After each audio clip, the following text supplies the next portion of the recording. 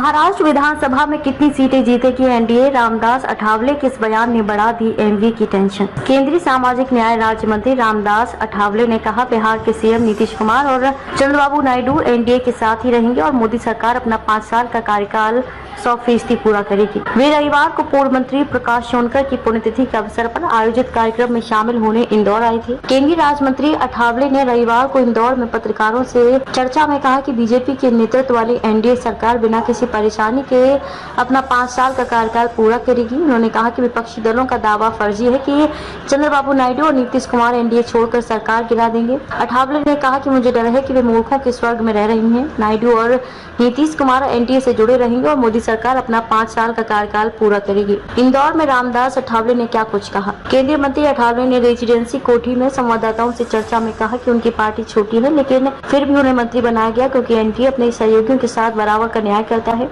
उन्होंने ये भी कहा कि BR अम्बेडकर ने दलितों की लड़ाई लड़ी और देश का संविधान लिखकर योगदान दिया। रामदास अठावले ने कहा कि कोई भी देश के संविधान को नहीं बदल सकता, लेकिन लोकसभा चुनाव प्रचार में राहुल गांधी और अन्य नेताओं ने झूठा प्रचार किया कि अगर मोदी 400 से अधिक सीटों के साथ तीसरी बार प्रधानमंत्री बने तो वे संविधान बदल देंगे।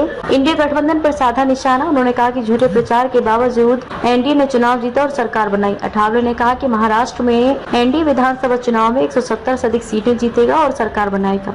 उन्होंने कहा कि एनडीए के सभी सदस्य चुनाव लड़ेंगे और महाराष्ट्र में विकास के लिए वोट मांगेंगे। केंद्रीय मंत्री पद न मिलने से एनसीपी के नाराज होने के दावों को खारिज करते हुए उन्होंने कहा कि एनसीपी को राज्य मंत्री का पद ऑफर किया गया था, लेकिन वह कैबिनेट मंत्री का पद चाहती थी। उन्होंने कहा कि अगर ऐसा फैसला लिया जाता है कि हर जाति को आरक्षण मिले तो हमें कोई आपत्ति नहीं है, क्योंकि हर जाति में गरीब लोग हैं।